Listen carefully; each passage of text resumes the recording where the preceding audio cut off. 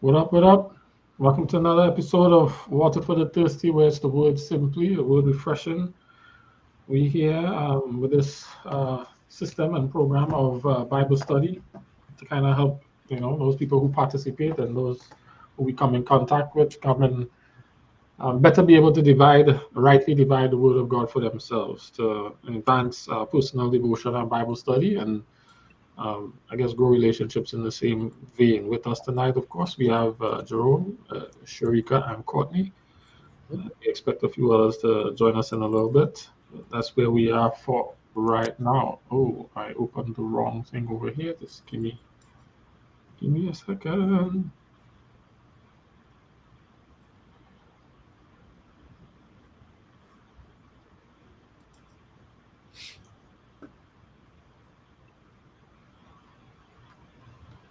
All right, bet. We have started over our reading plan, which means we're starting over reading the Bible through for another year. We've just concluded January into the first 2 days of February. For January, we read all of Proverbs because there were 31 days in that book and 31 days in the month. So we just like the second chapter of Psalms. And we read Luke. We started listening to Acts, so Luke 1 and Luke 2. And we are now in the Exodus part of the story of the Old Testament. So that's where our conversation will be coming from. That's where we are tonight. And if the baby daddy over there is Baby father. baby father over there have anything from there, we'll lead with him. If not, we'll go in a whole different direction by putting him on the spot a little bit tonight.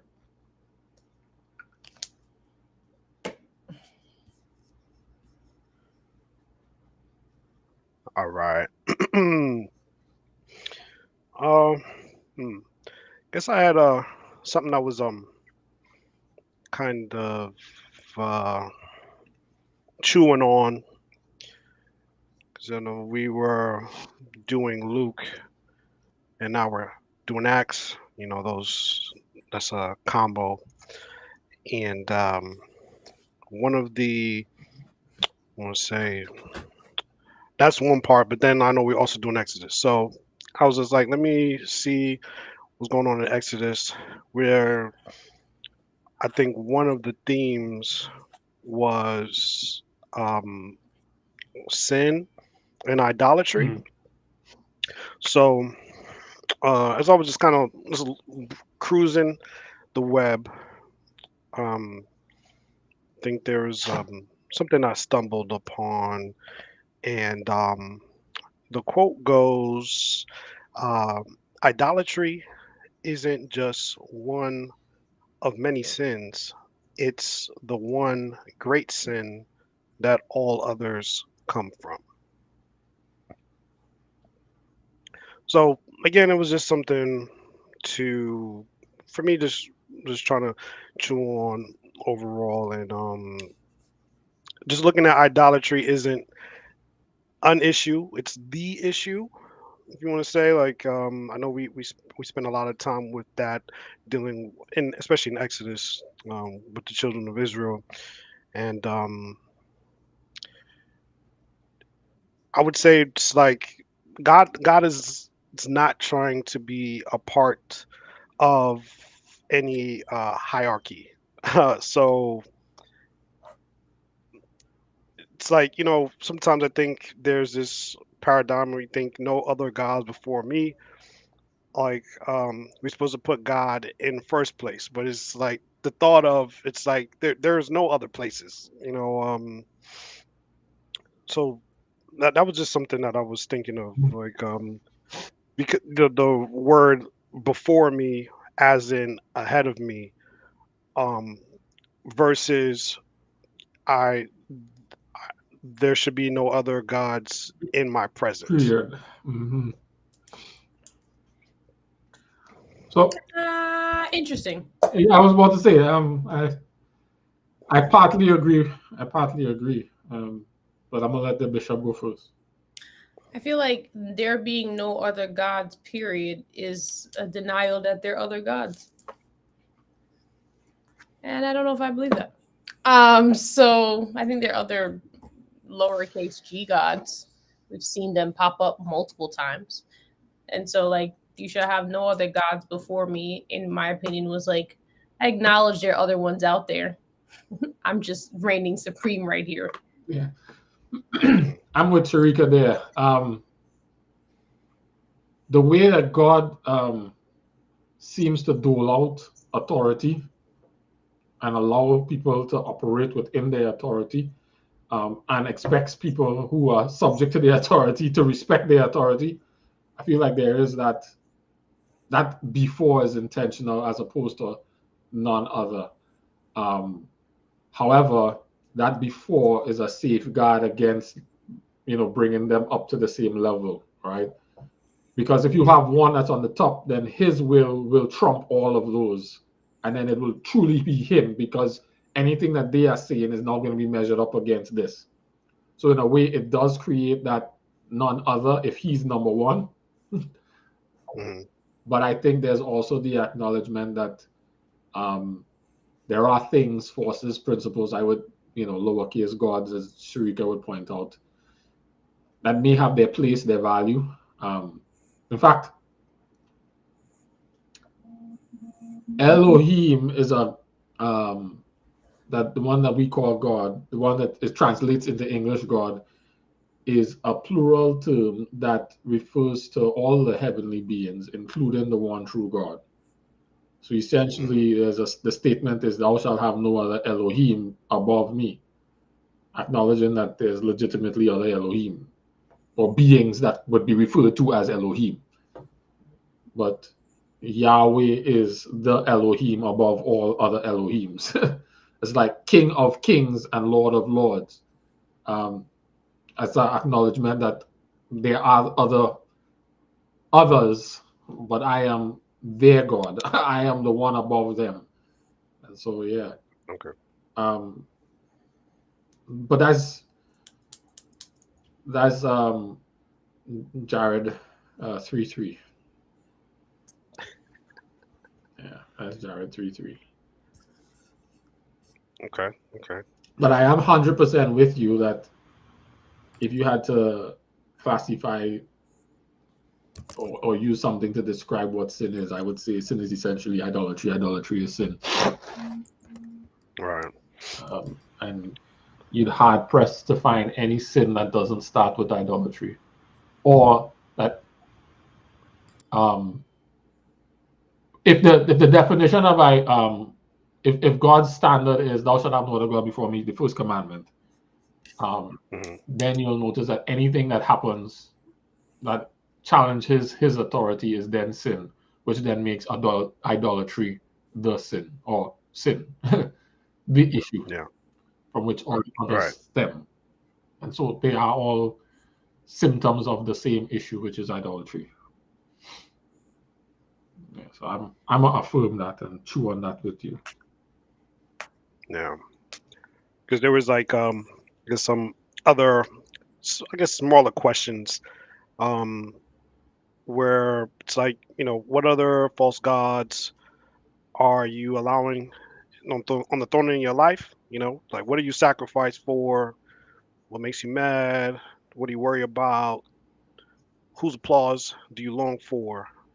You know, but essentially valuing, honoring things like money, sex, food, romance, success, um, and yeah, it was just something I just thought about, like saying, Let me ask you this, Courtney, okay. in light of your Yes, questions. sure. In any of those, are any of those gods or things that we put in place of God, do they come before or subject to me? Yeah. Or could you see a situation where I value one of those things above myself? Or are all those reflections of value of myself? Or making myself God?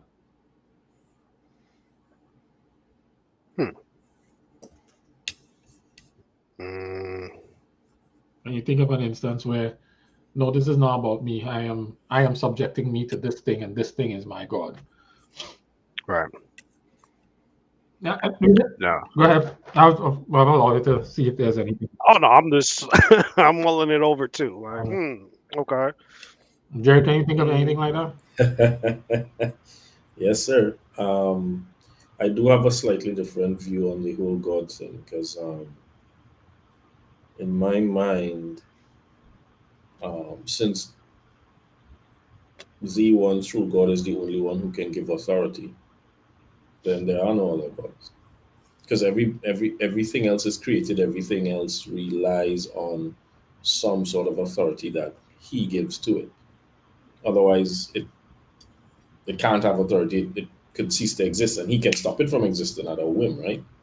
Um, there's also the God void that He's created in us.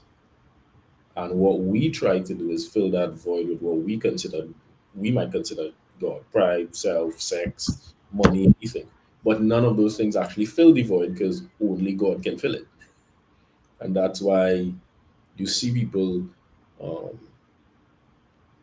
chase any number of things, but the only thing they get for the chase is a momentary high and a cycle of chasing. There's no rest or no fulfillment except that it's found in Him. Ask you this, then, Jerry. Is a vassal king a king? In our mind, yeah, but then is he really a king if he has no power outside of what's been granted to him? We might consider that, well, To the people who are under his jurisdiction and authority, is he a king? of course he is in their mind, but But does he have a king? yep. So then the question becomes, so it's like um I remember being the GM of a company and being told by the country manager's assistant, you will realize one day you're GM in title, right? Only because at the end of the day, yeah, you have 300-400 people reporting to you. You control a P&L, blah blah blah blah blah. All of that stuff is great, but if somebody above you says no, that's not happening, you kind of just have to be like, yeah, that's not happening for all the power you have, right? It's like, Right. But that's so what it is there's being a king and then there's being a sovereign king, right. where there's no one above. Mhm. So it's not that So those I others get aren't kings. the dichotomy. Just For you, God is sovereign. If you are God, you are sovereign. yeah, If and if there's you're somebody not, then you're sovereign not above you, really. then you ain't really classified as God. Whatever is sovereign is God, and everything else is something else. Yeah, That's how you see it. that's how I see it. And then I realized, to Courtney's point, when I look at pretty much every story in the Bible, um, it's a story about staying true or betrayal, staying true to the one true God or betraying Him. That's it. That's what. And it's funny you mentioned that because just this week I was looking at the parallels between um, Adam and Eve and the children of Israel, right? Where um, it's like there was this thing where I think it's like 7 points, 7 or 8 points. We could probably get into it in the after party, but like 7 or 8 points that we learned from looking at Adam and Eve and looking at the children of Israel, where it's like the same. God says left, and they're like, and one thing that really stuck out to me was how we create narratives, well, it's essentially lies we tell ourselves that in our mind excuse or justify us choosing something other than God, right? So it's like, who knows what the guy was pretty funny about it. He's like, Adam is there tending to the gardens and the animals and whatnot. Eve probably feels left out, isn't getting enough attention, whatever. She decides to wander off. Lucifer gets in the air, whispers something. We know how that went. Moses is up on the mountain talking to God. The people are like, maybe he got mauled by something. Maybe he's not coming back. Maybe it's like Enoch, God took him. So His cell phone not on, and they're his walking. cell I'm phone, sorry, to reach him. something, right? It's B mobile coverage bad, right? But it's the same type of story. And then they decide to wander off. Satan whispers in their ear, and they decide the things he hit on that was like compelling. He said, they decided to, how did they put it? They said maybe it's best we go back to the old ways, to what's essentially familiar and known and makes us comfortable. Mm-hmm. And he was pointing out that the old ways is what would usually put us in juxtaposition to God, our old ways, our practices. He got into a whole thing about familiar spirits, which is what whole other discussion. But it's always like, rather than choose God, we choose to just go back to what we know and what's comfortable, what makes sense to us.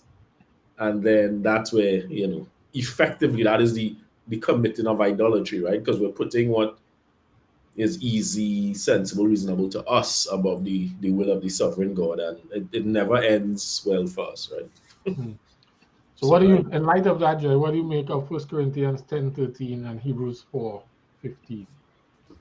10:13. Do those texts hit differently in light of that idea? What 1 does Corinthians 10:13. 10:13 say? Let me Courtney. look for the word.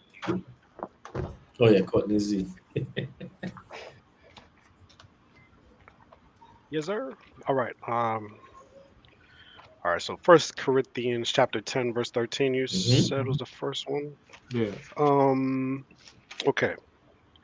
All right. I'm reading NLT. The temptations in your life are no different from what others experience, and God is faithful. He will not allow the temptation to be more than you can stand. When you are tempted, He will show you a way out so that you can endure. Mm-hmm. And what was the? I didn't get the other It's one. Hebrews. 4:15. Hebrews 4:15. Is that the one where it's no man? Oh, okay. Hebrews. Mm-hmm. All right.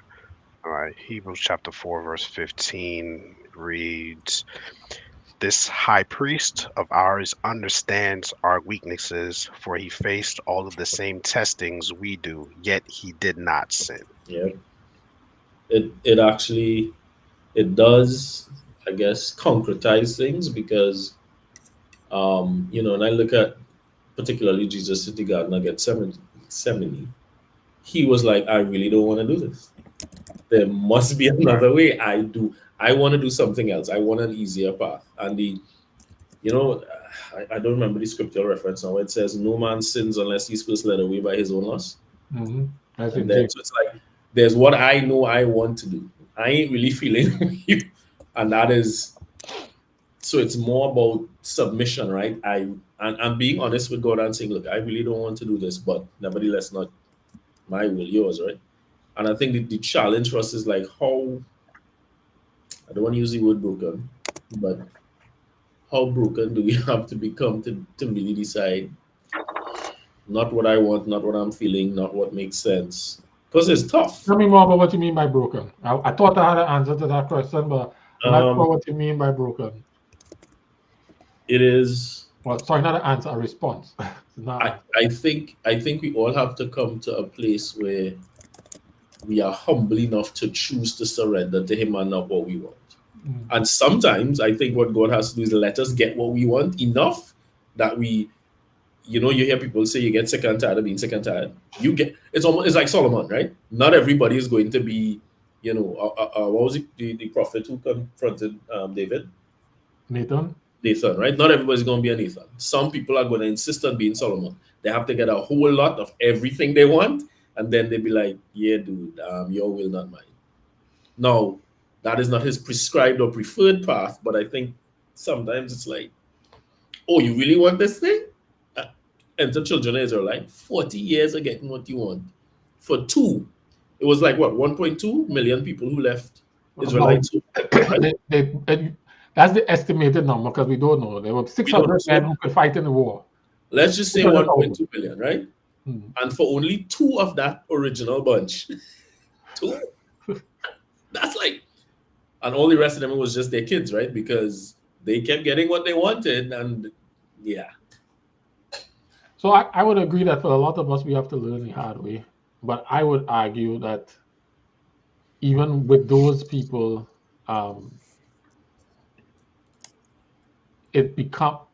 the true staying power is in valuation and valuation, relational valuation. Meaning, I care enough about this person and this relationship to make this choice. Because Yes. if I'm just doing it because I'm tired of fighting, it's still about me, right? There's some benefit to it about me.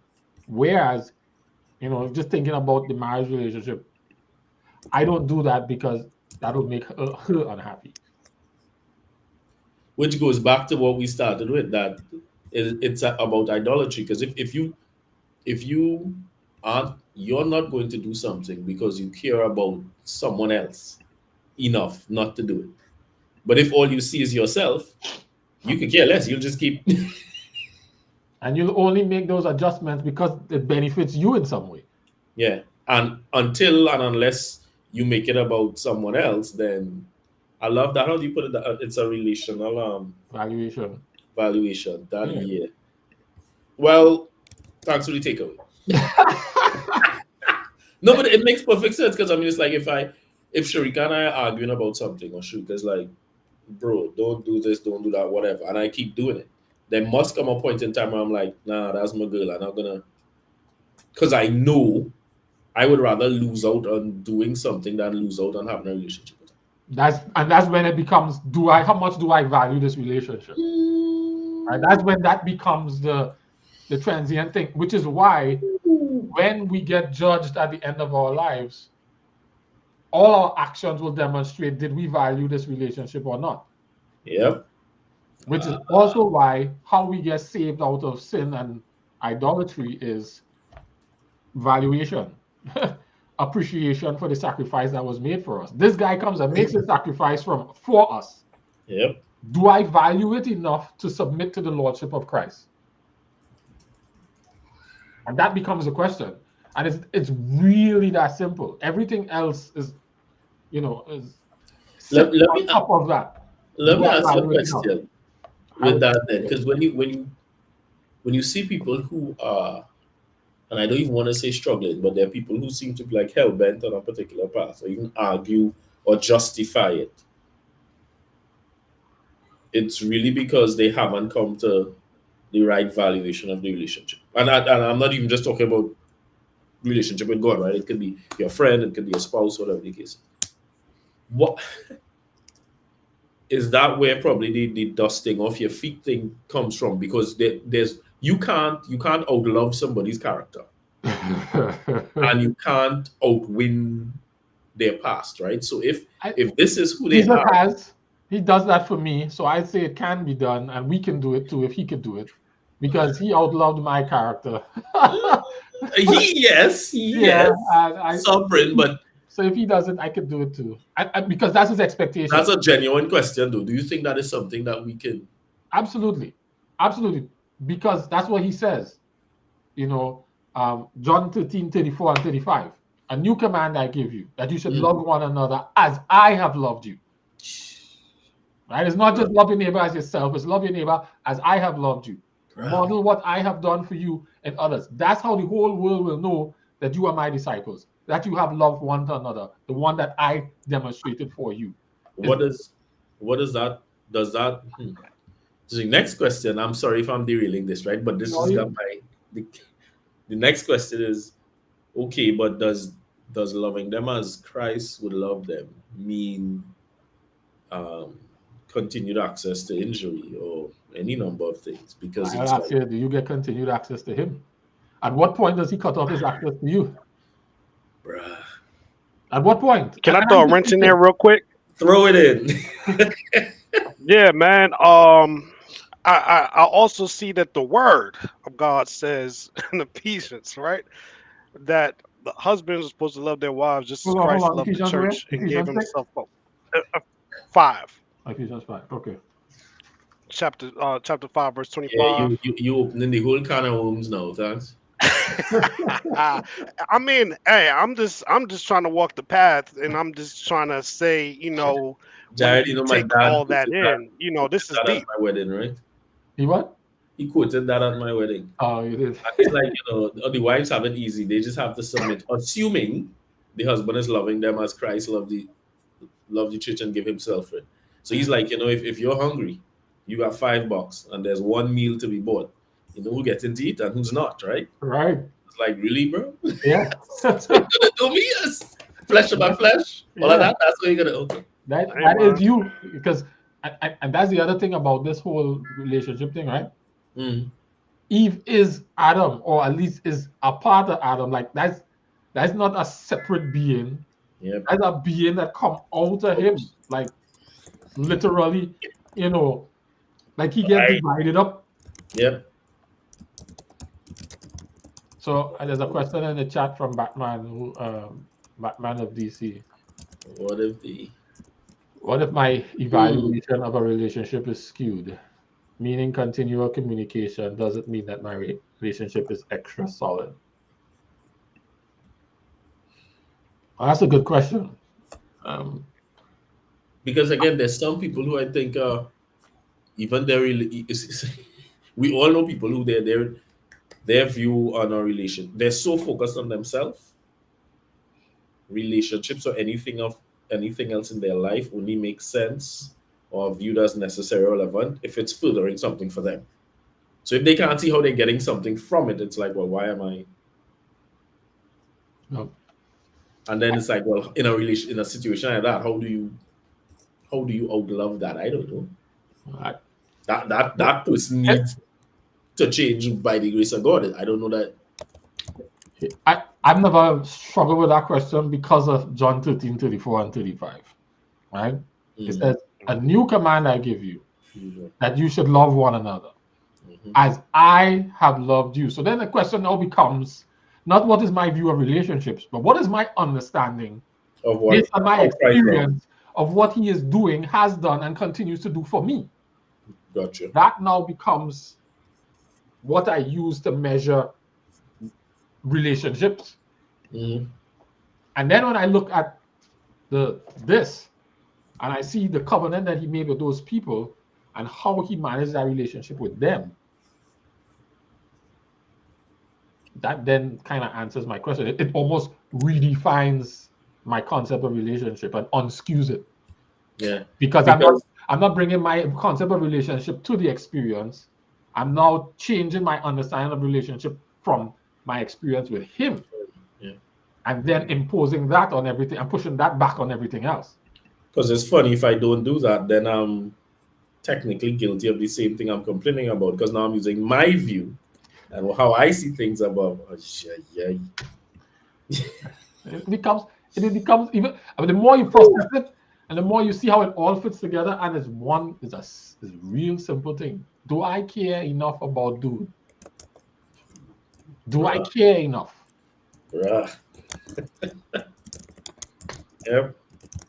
Or is it all about me? Because when you take that view, text like, but we are saved by faith, by grace through faith, right? So my faith in Jesus, my belief that God so loved the world enough that he sent Jesus to make right, to allow me to become in right standing with him. Do I care enough about that? Right. To submit to the lordship of Christ.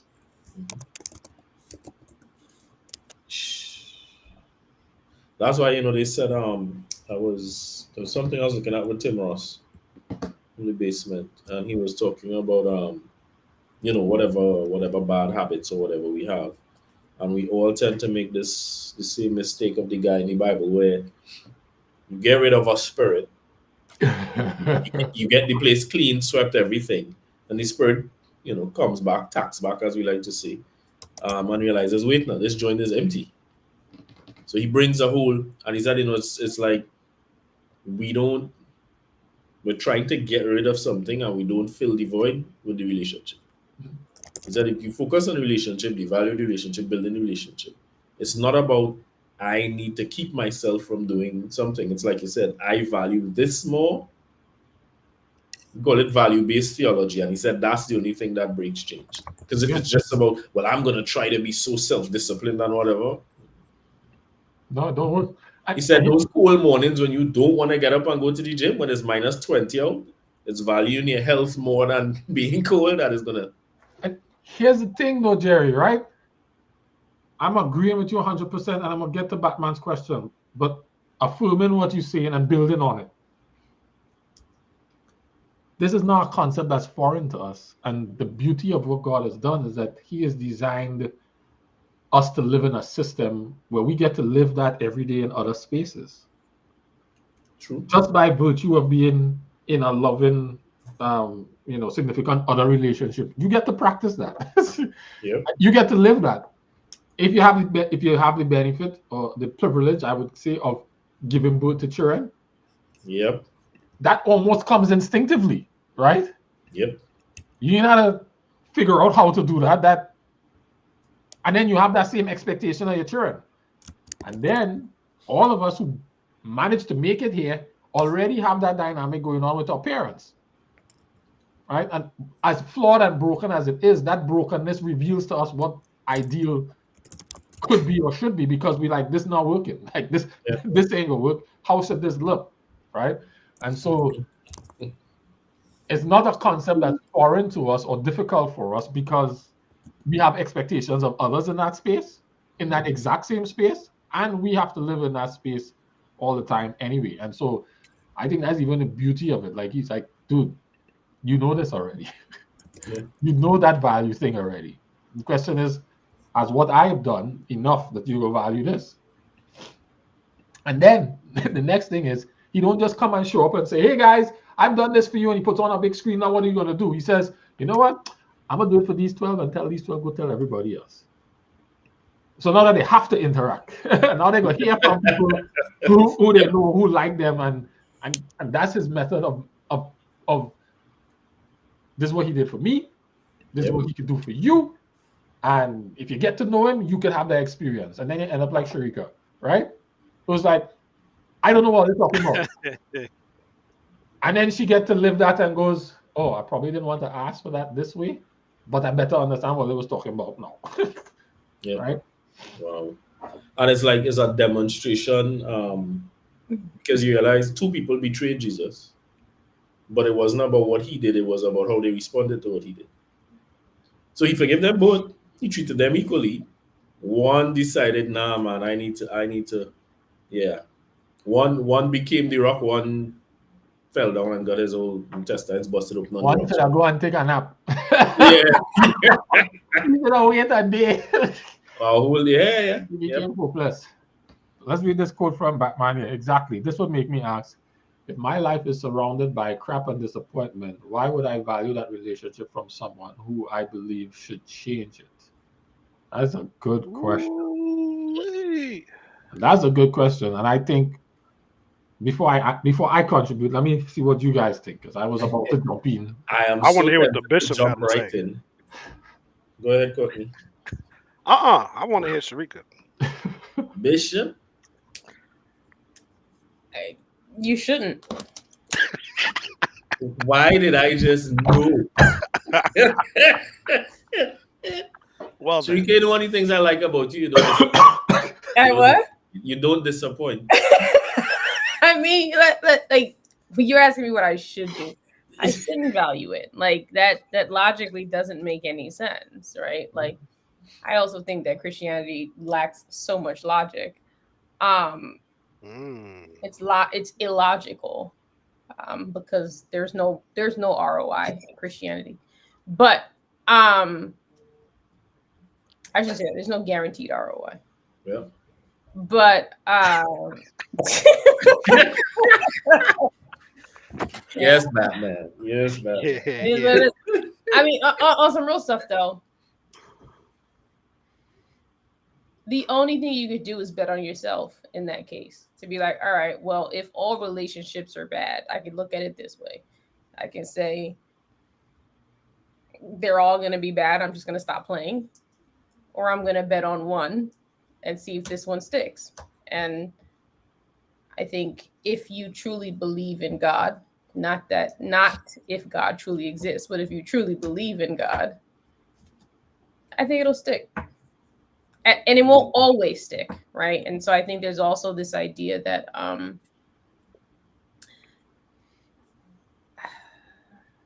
we as humans have the tendency to lump relationships or interactions into very time-bound things. Like there's this one incident and this made this crappy, right? Not looking at the entire thing and realizing the length of it and all that other stuff. And so if my life is surrounded by crap and disappointment, that's a strong statement to say. Is it? Or is it just the things that you've been paying attention to? And maybe it is, because I believe that my life is surrounded by crap and disappointment. But I can also acknowledge good things in there. And so the question is, you know, again, are you gonna bet on it or not? Like, are you playing or no? Life is a game. You sit on the sidelines or you gonna play? So play well. I received. What was that? I was saying one of the things because there have been times when if I could spin this and even make it about our relationship with God, when we are surrounded by crap, disappointment, suffering, death, and we kind of feel like, well, God, you're in my life.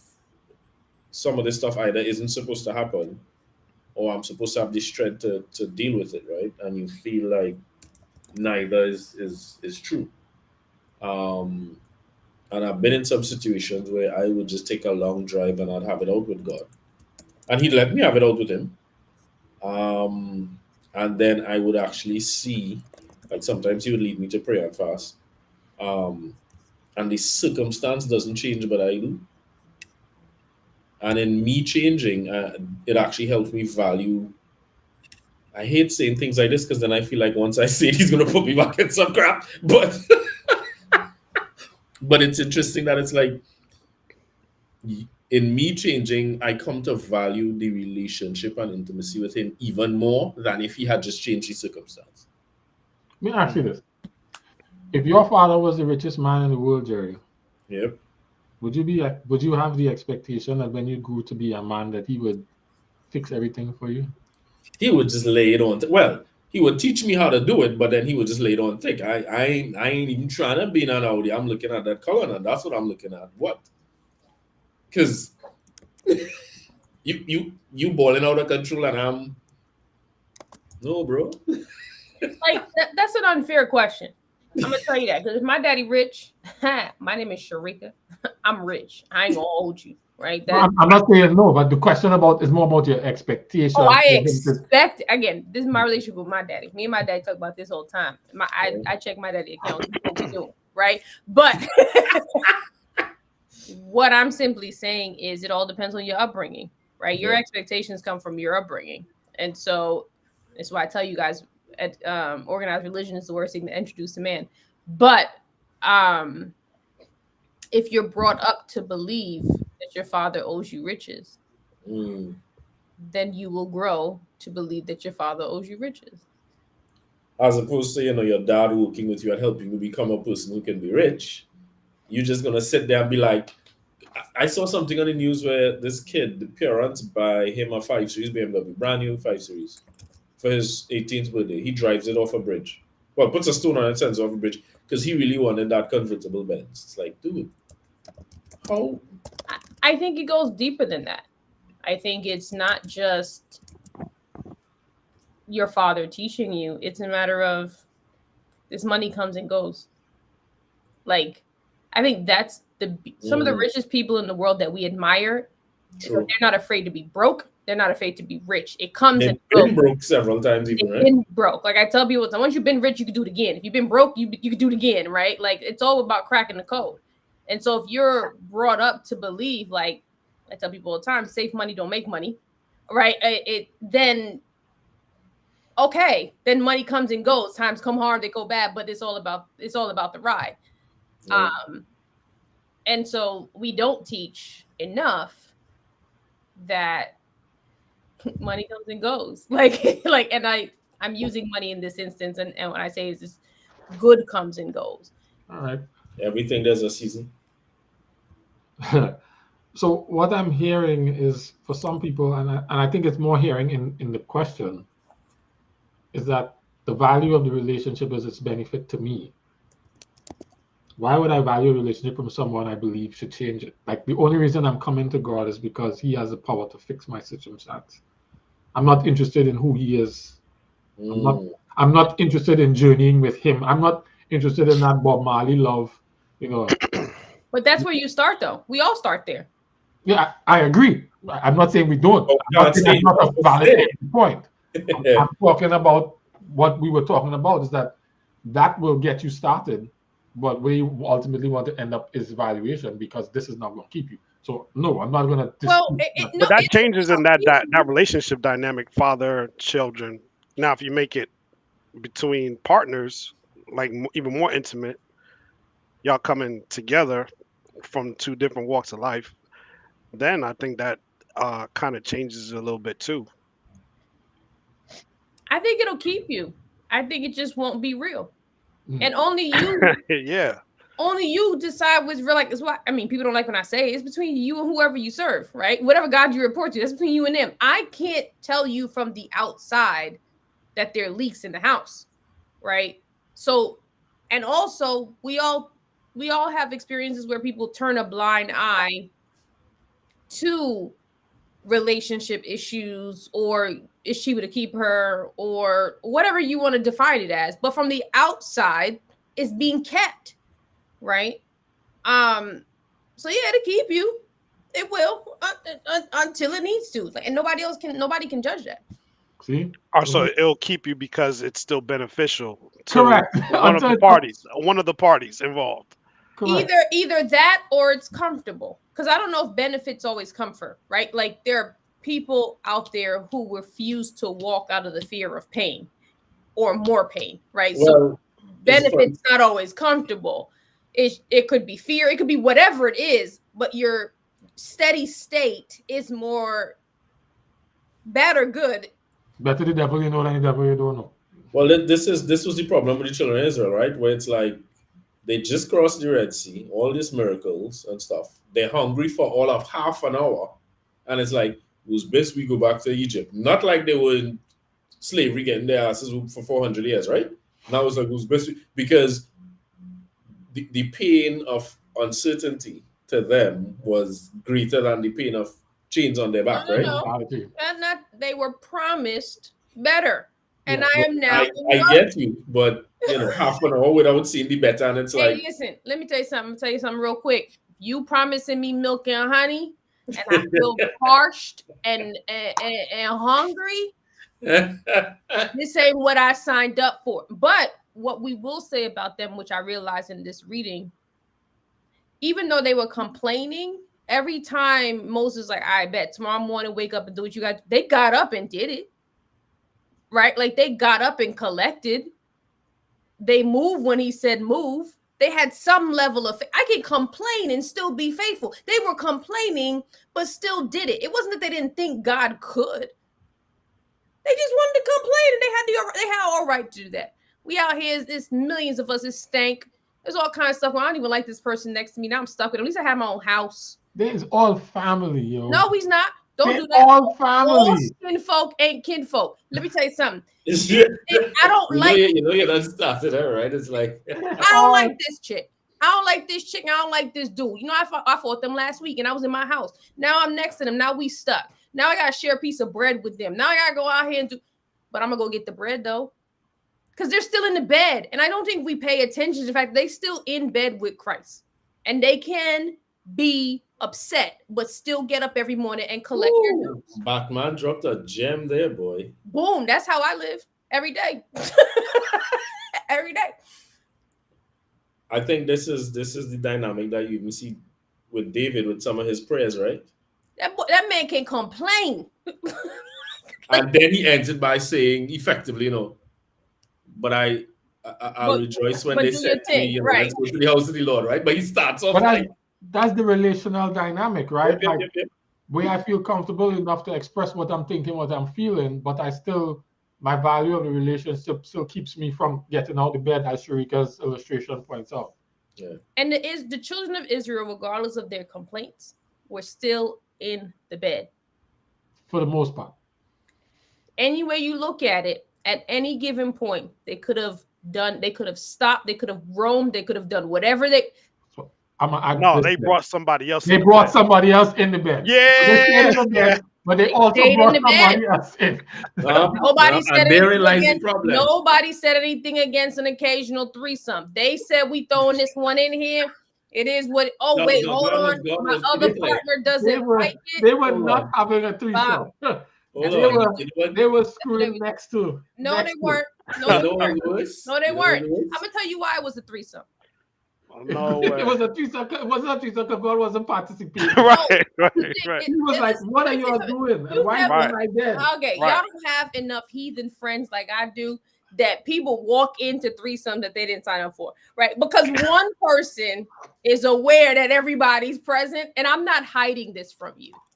They're not That'll make it a hiding threesome, this right? extra person from God, right? And at any given point, they also know the other one's more supreme. But in the meantime, let me just occupy myself with this one right quick. That's all it was. I am not validating it or saying it was okay. I'm simply saying they never, in my opinion, questioned whether or not the highest God was the God. No. They just got Well, they didn't question it necessarily by their words, but by their deeds they did. Because here's they the got thing. impatient. Every time, it's not just impatience, remember? And that's why God did what he did with the golden calf. So they're not getting what they think they should get in the time frame they think they should get it. They're not even seeing Moses. They don't know what's up with him. So they decide to go back to the familiar. They build this calf and they start to worship it. And God says, oh, you know what? Burn it, which is always the end result of betrayal. Everything gets burned to the ground. Burn it and make them drink the ashes. Feed them with the fruit of their betrayal, basically. Now, some of them, when they were drinking it, repented and, they got hope and restoration. Others didn't. Ground opened and swallowed them. And then some others didn't even take part in it, but they're like, damn, God was harsh. Why did he open the ground? And God is like, oh, you complaining about how I'm operating as God? I'm opening the ground and swallow you too. Hey, listen, it's all a part of the game. And I say that to say. No. I say that to say. Sharika. No. I'm being real. I think we undervalue sometimes the gall of some of the people in the Bible.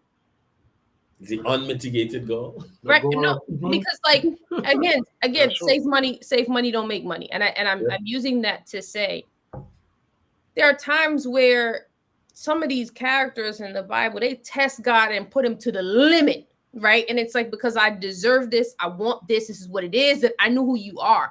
And I look at it from a perspective of that's a level of faith that many of us have never even tapped into. So this is kind of like you said faith? Jacob wrestling with God. And the reason why I say it's faith is because, at least for Sharika, in order for me to request something from someone, I must believe they're capable of doing it. From that standpoint, yes. Okay. And so I don't get in the time I want, and all that's irrelevant. It's I know you can. And that, and for me, is a part of the relationship that God even wants. Yeah, there's an and, except that when I give it or when I say no. But the beginning of it is know that I can. But Sharika, is it that, and I'm not arguing with what you're saying, but is it that your focus, not your focus, but the focus in a situation like that is really about what you're getting from God as opposed to experiencing who God is? So yeah, I would agree. I would say in most cases it is, but I will also say what you can get from God is learned behavior. And that behavior, unfortunately, has to be unlearned through experiences. And many of us never truly unlearn it, but we are very much indoctrinated in it as children, right? Because that is the only way that we know. And we know psychologically, whatever you learn in the first few years of your life, take you through the end of your life. And they're some of the hardest habits to break. Correct. So if you think of God as a jack in the box who shows up and gives you what you want, then it's kind of going to dictate. It's going to dictate. And when your surroundings reinforce that every single time, because testimonies are always positive and we always talk about the good stuff, and it reinforces the fact that, oh man, I prayed for a parking spot, which most cases ain't got nothing to do with God or Satan. It's just you pulled up in his Time and apartment. chance, time and Right? chance. Like, yeah. it reinforces this idea of a jack in the box. And so when it is time, similar to now your box is full, or you think it's full, you think your glass is full with experiences of this jack in the box. And now it's time to put it to the test yourself. You then realize that it's full of paper and not necessarily sand. I will affirm that, Sharika, but say I would even put some of the blame on God, and I'll go through what we've just read in Genesis because I made a note of it. Exodus 3. God shows up and says, I've heard your complaining. I mean, not your complaining. I've heard your groaning. I've heard what you think. I've come to rescue you. Right? So I've come to deliver you. And he sets that precedent. Yeah. Now, he then goes on to say, I'm doing it because I owe your grandfather and them. But I'm also doing it because you are my people. Right? And then when I do it, I'm hoping that you'll want me to be your God and you to be my people, and we could have this relationship. Like literally, that's what he says. Like I wrote out the verses because he says that a few times and he drops it in there. But they heard he come to free us. Because we've been here too long. So they missed the whole. They'll be like, oh, and you want to be yeah, relationship. Okay, cool. But freedom, and so we go on. And unfortunately, this sounds bad. In so many ways, God kind of knew they were the type of people. Right? He set them up for failure. Let's be very clear. Like, if I've been out here, if I've literally been out here in bondage for 420 years, right? Like, I'm out here working. Everybody working. We're all waiting for this Redeemer thing. We hear that there was good times in Joseph's time. I ain't reached that yet. All of a sudden, you see Moses come out of nowhere. And it's like, yeah, time to go. That's all you hear. Because that's all you've been hearing. And then God goes and does these most miraculous things that shows, yeah, I'm about to really blow y'all minds. Yes, sir. Right? And you do it. So when we get on the other side of the sea, hello. The blowing of the mind thing. We just stopped. But they were like what, enslaved for how many years? 300, 400 Hey, years? listen, 130 years to the day. But do you know how much has changed in this 24-hour period? We're on a roll here. Well, no, but I think that is the thing. Their circumstances change in 24 hours. Still slaves up here, which hence the 40 years, because the 40 years, to your point, was to unlearn all the learned behaviors. Getting them out, changing their circumstance or situation was easy. Getting them to unlearn. And I see that parallel even in my own life where, like I said, sometimes God has to let me go through things so that I can unlearn and come to appreciate the relationship with him more than just the thing I'm in. Because, yeah. But think about it this way. Even further, I'm going to take that further. There were young people, 12, 13, 14, 15 years old, who required 40 years of unlearning and still didn't make it. Like, that's the value of the first couple of years of your life and how much you can be shaped and how long it can take to undo and may never even get done. And I don't think people realize when you be putting these kids on this earth, how much you affect them those first 10, 12 years. Oh, yeah. Right? Oh, yeah. But then we turn around and we underestimate, especially if you're not into like psychology and physio and the mind. Like, oh man, I gained weight in 2 days. I should be able to lose it in 2. That's not how it works. That's not how it works. So yes, I would agree. There's a lot of things to unlearn. One of the things I saw in reading the scripture about their experience is God's responses when the people did express what Sharika is talking about. He's like, wait, you thought I really rescued you out of Egypt to bring you in the desert to die? That's what you really think about me? And that kind of shows how when you come into a relationship seeking what you can get out of it, you're only evaluating the motives or the person based on what is there for me. And you're not really seeing what is actually being done for you. And being on the other side of that, where you do something nice for somebody and then they quickly come and accuse you of malintent because you didn't give them what they wanted in the moment that they wanted it. Now you start to take that personal, right? Yeah. Because here you are, what you did was an attempt to show love, to show concern, to show interest, to show value. and all you can think about is what you gain. Like you ain't even think that he showed me value, he must care about me. Like that piece don't connect. No, Exactly. it doesn't. I'm gonna tell you That's why. entitlement, though. Like But that's no, like I okay, don't. It's experience. If you've always had transactional interactions with people, unfortunately, your next thought Yeah, is but that this one is transactional. Sharika, here's the challenge with that though. Adam and Eve only had relationship with God. It wasn't transactional.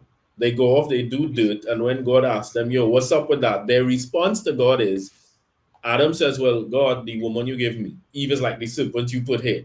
So they're already in this pattern of they're not appreciating what he does, and then they're blaming him one way or the other for the fact that they're in this stupid situation. The exact same response as the children of Israel who was indoctrinated for 430 years. Exactly. I'm gonna keep that. What I would say would keep me out of the world, not even church, the world. But I'm thinking to myself, I don't know. No, man. Can't Cough, keep that cough, to yourself. Tyrese. There's some people that you helped them out, but now it's just more. Like you forgot where you were before, right? Like Yeah. no. Yep.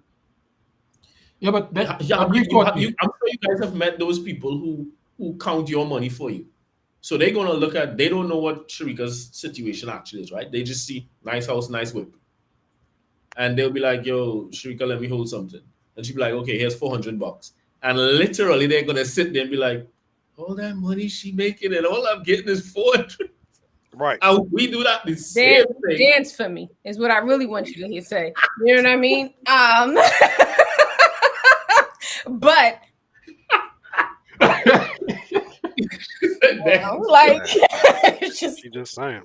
I'm just saying, like in as much as $400 is going up. That's right. Like, you know what I mean? Like all I'm not trying to defend the people. I'm just trying to help you guys understand the mentality of the people. I feel you. Now I will say this, sir. So just one thing, Jared, quick. I will say this, and to Sharika's point, there are people who literally, those are the only kind of relationships they've had. Either that's the way people have treated them, I push back vehemently on that. Well, no, hold on. When I say that, I push back on that. No, just hear me out. So it's not that. How do I put it?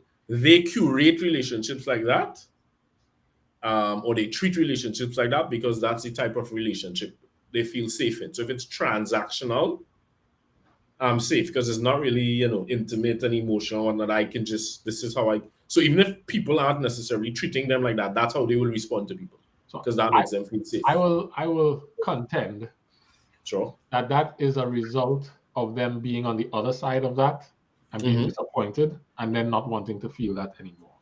I will contend that they had an experience where they were that person who was showing love and got their hands smacked, and they were like, "F that, I ain't doing that again."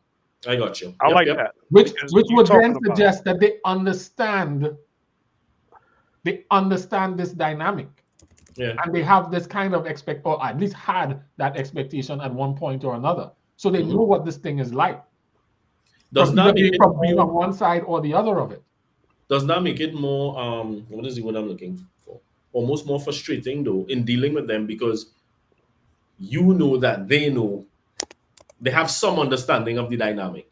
So for them to still behave a particular way, it's like, yo, but if the shoe was on the other foot, this is how you want it to go down, right? From a human standpoint, absolutely. I would even argue from God's standpoint. He's looking at it and he's talking about, remember that relationship with your grandmother? The one that you really like? Yeah. The one that's make you feel safe and who's your best friend? Remember that? Who's the one you'll do anything for? Nobody can talk bad about her. You'll jump to her defense and you just value Granny. You remember that? So why is this so difficult? Why am I such an abstract concept? Because you understand this dynamic. You've experienced it. And that's the thing that I don't think we all admit. We know it because we've done it. Because he set up the system for us to experience it. Even in the brokenness. And I'm saying that even in the brokenness, because you know when this relationship with your parents is not it. And you know that it should be something else.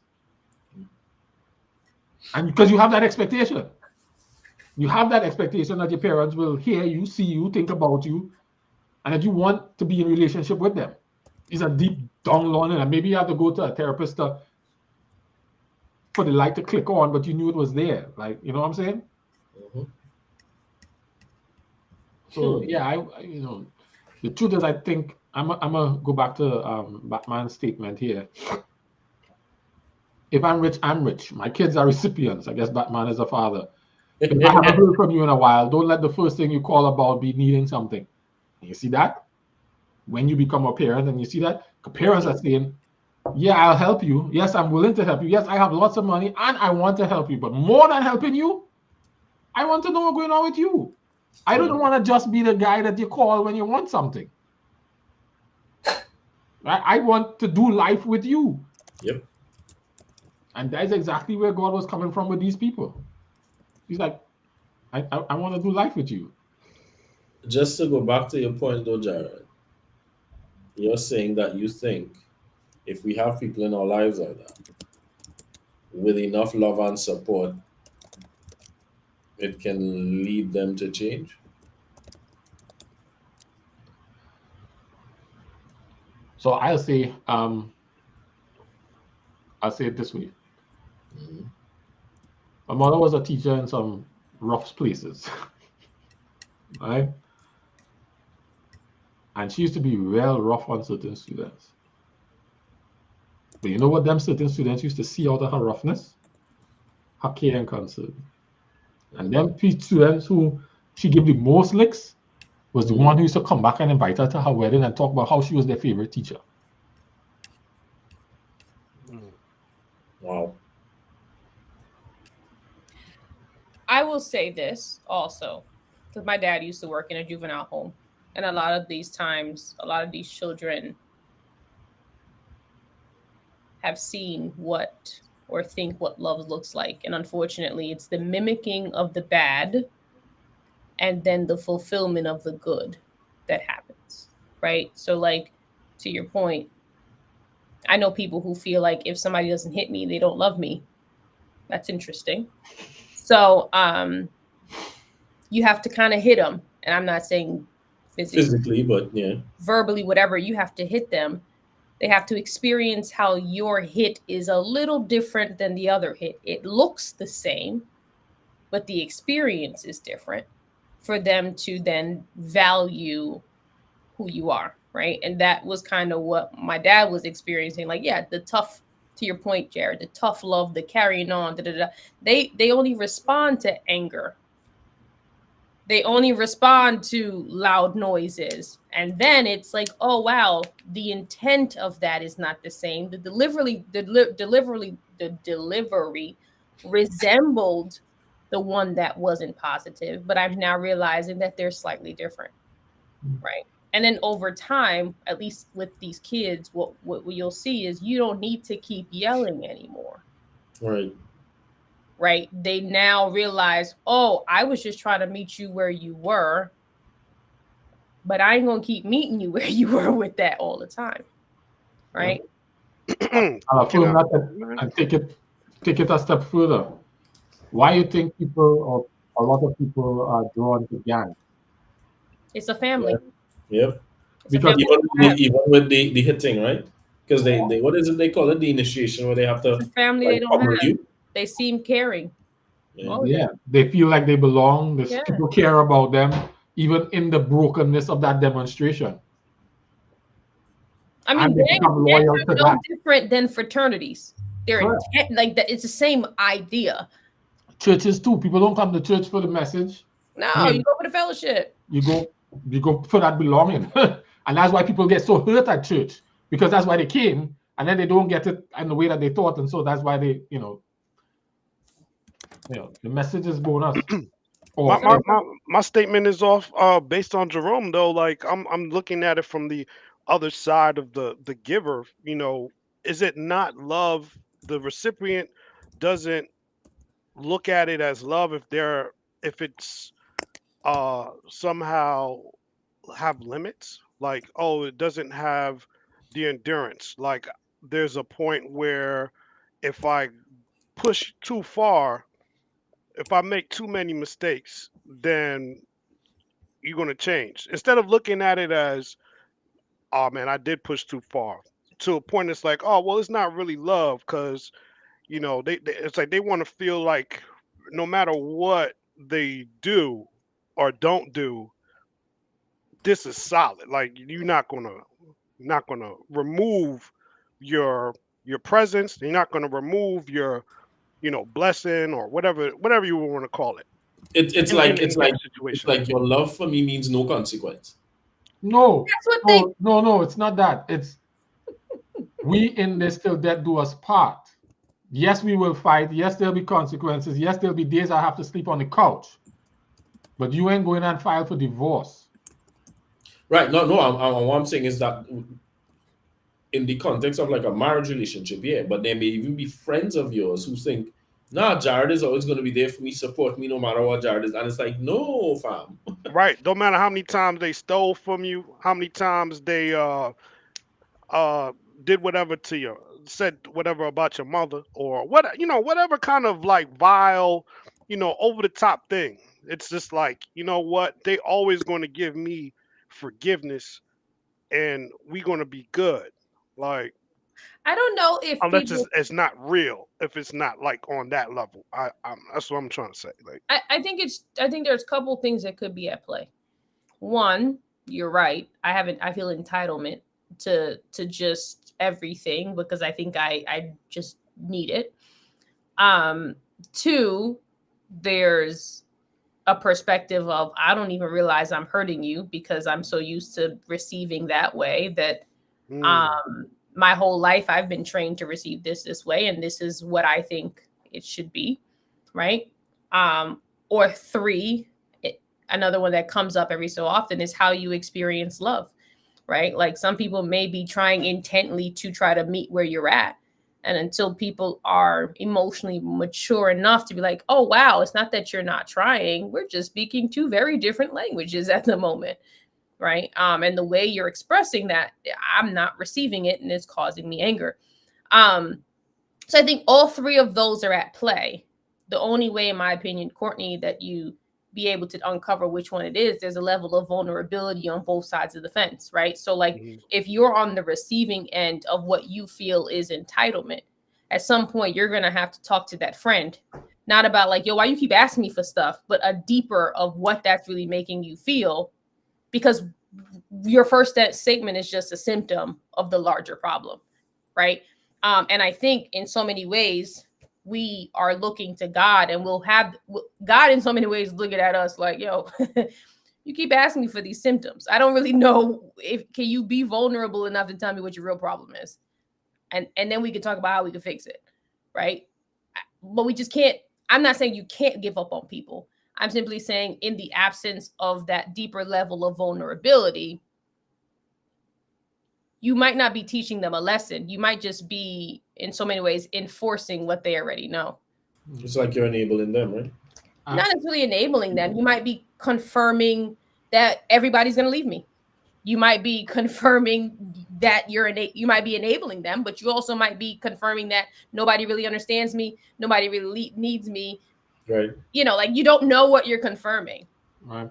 I will go on to add to what Sharika's saying by saying it's important to have those conversations, because even if you look at how God moves, he sets up his standard for, in this relationship, in this dynamic, we got to meet this minimum threshold, right? And if you can't meet this minimum threshold, you're gonna have to go until you can come back, because this is a non-negotiable. And so but imagine some people say God that's not even fair. Like, you unfair off of that. Well, perhaps. But when he entered into the relationship with you, he established the terms and you said yes, right? Right. You could have said no, right? That's true. Because he didn't force you. Just like he didn't force Pharaoh. He asked him 10 times, and then Pharaoh finally gave in and gave his consent. Because he says, where did I write it down? One of the verses, he said, at this point, I could have come in and take a strong hand and take my people and go. Right? I could have done that. But I want to have other objectives here. And so That's not what we're here for, you know. I say all relationships will have those non-negotiables, but I would say even before we get to the termination part, we have to be clear that you are aware of the non-negotiable, you agree to the non-negotiable, here you're violating the non-negotiable, and so I can't continue in this space until we resolve that. I think that is the, when you look at how God has been doing it throughout the scripture, that's his constant. And anytime those people come back and say, yes, we want to go back to the non-negotiables, like I'm willing to do that, he say, yeah, come on in. Like he's accept them come back in. But he say, you are putting yourself out because in this space, we don't raise our voices, so to speak. We don't do that here. If you want to raise your voice, go outside and do that. But then here, we don't do that, right? So to speak. And so people end up, by their own choices, forcing themselves to separate from the relationship because of the relationship boundaries. Yeah. And it's not me denying them access. It's me saying, in order to have access, we have to meet this threshold. And if you are choosing not to meet this threshold, then we can't do this. And that is, I think, what I wanted to add on to what Shrika said about having those conversations, because we don't, a lot of times we skip that conversation and just, you know, and then they don't get the chance to say, well, I really felt like you were about to leave me, and that made me feel afraid. How will you feel afraid after all? You know, didn't you just come to the Red Sea? You really afraid because there are no water here? The same. I just parted the Red Sea and you walked through on dry land and you worried about. Just relax yourself. I have it, right? You know, chill. Like you don't get a chance to have those conversations. Sometimes we don't make enough space for those conversations. But you also have to, and God does this. He respects people's choices. If you don't want to abide by the terms of the relationship, and that's why he used the word covenant. He entered in covenant with them. These are the terms of the covenant. If you don't choose to abide by the covenant, then you're free to go. Can I add a little thing here? There's a little asterisk that says terms and conditions may apply. That that we don't ever ask for those terms and conditions. Like one of my favorite verses in the Bible, I will say now, is consider the cost, right? Like, because I'm gonna need to see the expense report, right? Because when you think about it, you're like, oh, can't be that expensive. No, it is. Maybe you should see the expense report from last year, potentially see Jerome's, maybe Courtney's, see what those my peers look like. Yep. But again, that's more, in my opinion, a vulnerability situation, right? No one can deny that the initial offering, the cover of the book of what God is offering, looks like an offer you can't resist. Hey, freedom from slavery, land of milk and honey. I am there. Right. I feel you. Like I'm still. Mm-hmm. You the one part of the story that I think people miss out on. This is why I told y'all I'd have to be on Moses's neck to go over the Red Sea. This same God can do good, but y'all see some of the bad stuff he doing over here. You see what he do to the people that don't really be listening. Yep. But nobody paying attention to that part. I mean, it's just like I'm over here looking at Ezekiel. I was looking for this crazy Ezekiel 16 when he's talking about the condition in which he found Israel, right? Mm-hmm. And that's one of the most realist ones. I think it's not applicable to every relationship, person to person. But he's just like, yo, I found you and you was basically just lying there dead, and took them, cleaned them up, put some nice garment on them. You start blossoming and becoming productive and all these things. Maturing. Yep. Yeah. And then you forgot your first love, right? Yeah. That's what I'm like. Whoa. When I found you, you was down bad. Dead, broken, naked. Now you want half. Then you start taking man and pay. Thank you. That's what I'm trying to figure out. Like when I found you, you was in terrible condition.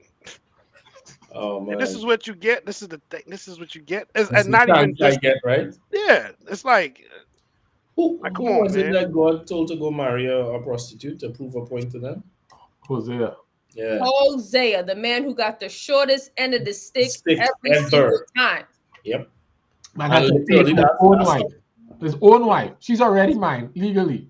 He's making me pay to get her back. Yep. And then she Like got so the many others. audacity to It's leave. all right. That's All right. wild to me.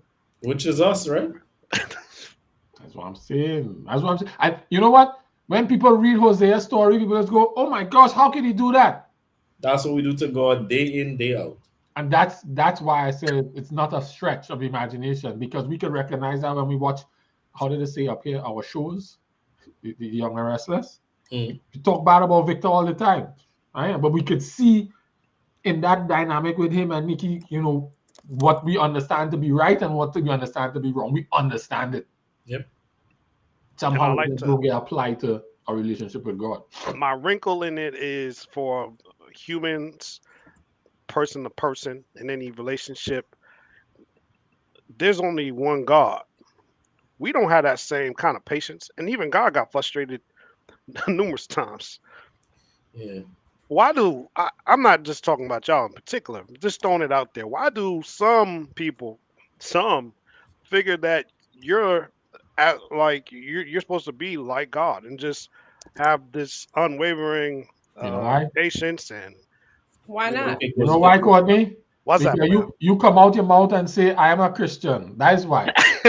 Not only that, You come out your face and declare that publicly and start going to church and things. Yeah, right. not only that, but why not? Man, Like I keep telling you, the audacity of some people I admire, right? Like there are people out there who expect everything oh yeah. all the time. all the time, and there's aside from Christian, whatever, they just got high expectations. Like, I mean, we could even use Kanye for example. You can't tell that man he's not a genius. And then Sharika, they're gonna be mad at you and call you out your name because you not giving them what they expect. And it's like, what's wrong with you? I thought you were in my corner. I thought you're like, what? But we also show in history, at least the U.S. I should say U.S. just human history. Mm-hmm. It's those that believe that they are that really become that, right? Like, I believe I'm better than you. And most of them, like, you can't tell me Kobe didn't believe he was better than us. He did. Kobe thought he was one of the best players ever. Like, and he was. Like, over time, he was. Like, Jordan thought he was the best ever. And over time, Jordan was nothing in high school. But he's like, yo, I'm about to be the best. I am going to be that, right? Yeah, Like, but in fairness, well, that I'll give you this. Him thinking that way is what motivated him to be consistent. Same thing with Kobe. what Because I'm they saying, would talk about how they would go out and party all night, but rest assured, 5 o'clock the next morning. But the people who expect this from you are consistent. Yep. Yeah. I get you. I consistently expect this from you because I'm consistent in who I think I am. Yep. There you go. That's what it is. Right? Like, So I said, who do you think you are? What do you mean? What do you mean? Because remember, Courtney, you remember that's what he did, Joe, right? He was like, okay, so where were you? But Courtney, you're gonna be the anomaly that breaks it. You're the only one that's challenged them so far. So at this point, Courtney's the problem. Because I'm gonna just go. I mean, let's be clear. Y'all dudes do the same thing when you're going after women. It's the same line, and because one of these Bamas is gonna hit. It's the consistency. The probability of this working is higher the more shots I take. And I've actually had friends tell me that they weren't really mad at me. They were just mad that I wasn't giving them what they want. It's like all the time this line works. I get what I want when I ask for help or whatever. You come along and you just upset the apple cart. Y'all heard me say this multiple times. I don't like it. Like, yeah.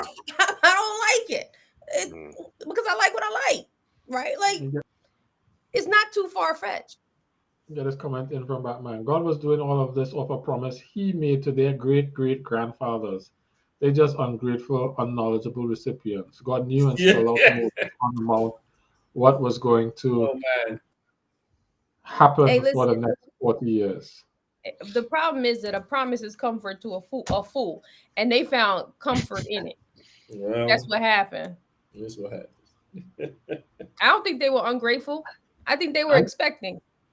And they didn't understand the terms and conditions. Like, oh, Again, the they, asterisk. they didn't pay enough attention to the terms and the conditions, because he said initially, yo, you'll be my people, I'll be your God. Like, he was emphasizing that.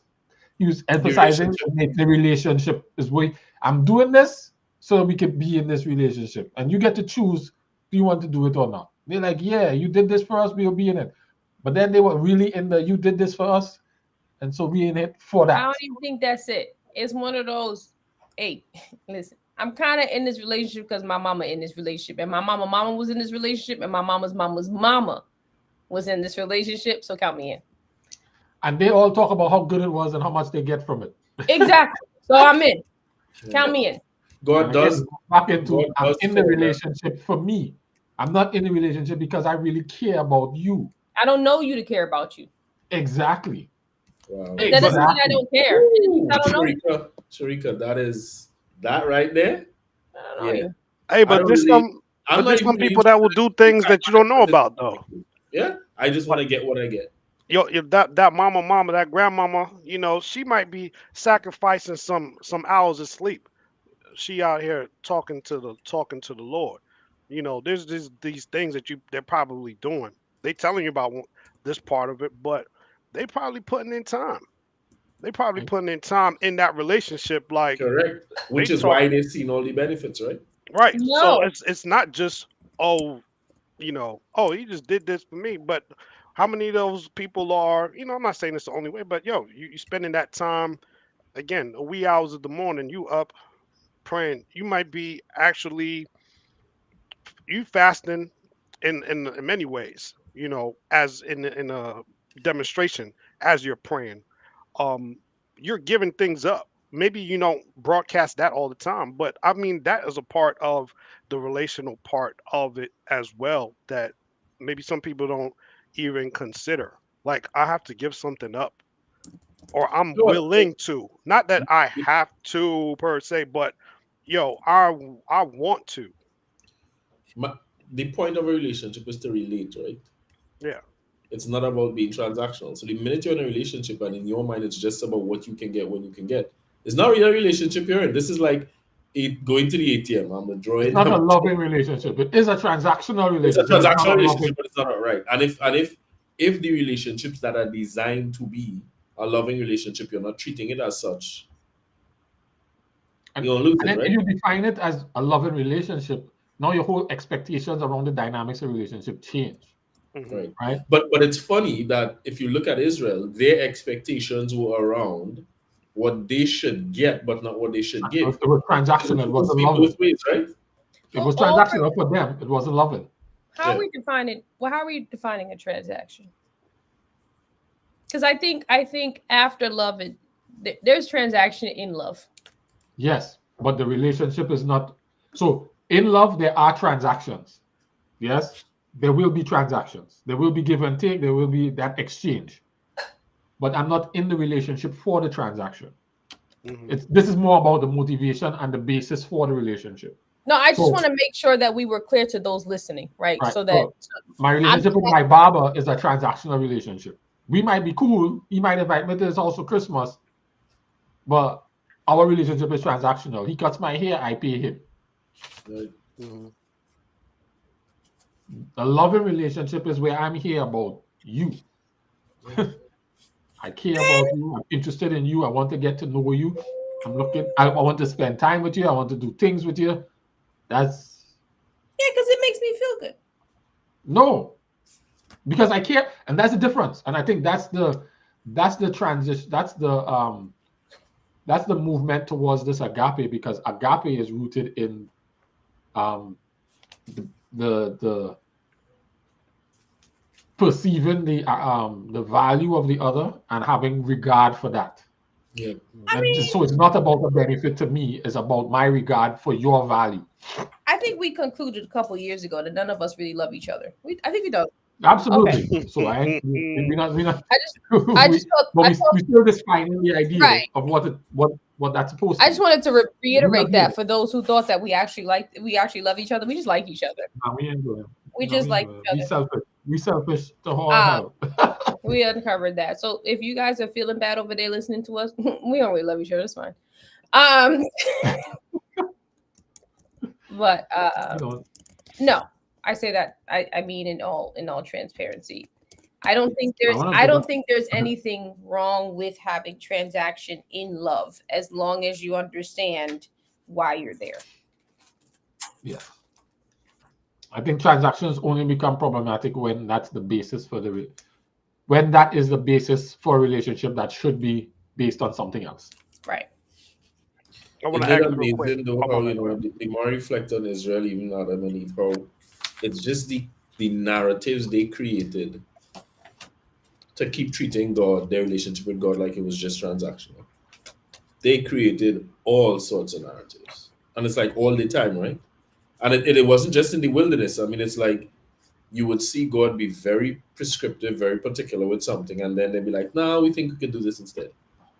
I mean, that was How the much you same think, way. Jerry, that was because it was a group thing and not so? Well, I don't think it was a group thing. I think it was a group thing because you had so many individuals with the same mindset. And I say that because that's how I am. What I mean is, when God comes to them in Egypt, right? They have these stories because, you know, they're the descendants of Jacob who moved to Egypt and then blew up there. So they're like this big family that has this history, this story. As they tell the stories, they talk about the God of Abraham, the God of Isaac, the God of Jacob, right? Each one of them, he was the God of. So each one of them had this intimate one-on-one with this God, where their relationship with him led this thing. And we are now talking about their relationship, not their collective relationship, because Abraham and Isaac didn't have a collective relationship with this God. Abraham had a relationship, and Isaac had a relationship, and Jacob then developed his own, right?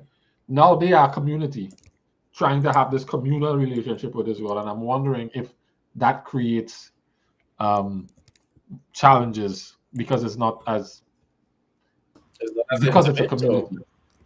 Yeah, well, it's easier for Abraham and God to talk than for us to relate with But you God. remember they had even asked Moses to be the, like when they saw, to Shrika's point, what God was capable of.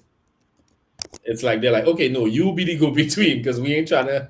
Anybody trying to deal with that? Nobody trying to deal with that. Like, let's be real. Like, he did come to be their God in that regard, and he said, "All right." Hey, listen, you spoke to him to get us out of here. Keep that same energy. That's what it was. Keep the same energy. Keep that same energy. No need to switch it up now, folks. No need to do that. Yeah. What were you gonna mess with me, Jared? I'd love to know. Oh, we had to close this to do that because it's real small and it's real. Oh. But I'm gonna just give you the verse. It's Exodus 4:11. But that will take us over here just a little bit. But yeah. So y'all talked about several other things I had tonight. The God of Abraham, Isaac, and Jacob. God's motivations for being in a relationship. So yeah. But I did want to sit in Exodus 3:7-10 a little bit after we messed with Sharika here. No, you ain't messing with me, son. This is gonna sound bad. Y'all really trying to get me kicked out of the organized church. Carry on. About getting kicked out of the universe, you said? Go ahead, Courtney, and read Exodus 4:11, and then I'll contextualize for the people who listen about what I'm actually doing with you. All right.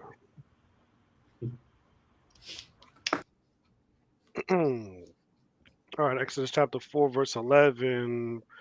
It reads, Then the Lord asked Moses, Who makes a person's mouth?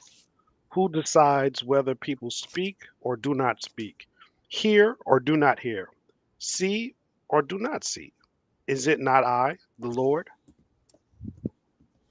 So a couple of weeks ago, Sharika was speaking to the story about the guy who was he bent over or paralyzed or whatever. For one of these people was sick for a long time. Yeah. And the disciples asked God, who sinned, this man or his parents, that this guy was sick like that, right? And Jesus's response was, it was neither of them. It was so that God's power could be seen, right? And so Sharika was taking issue with the fact that God made this man sick for that single moment, right?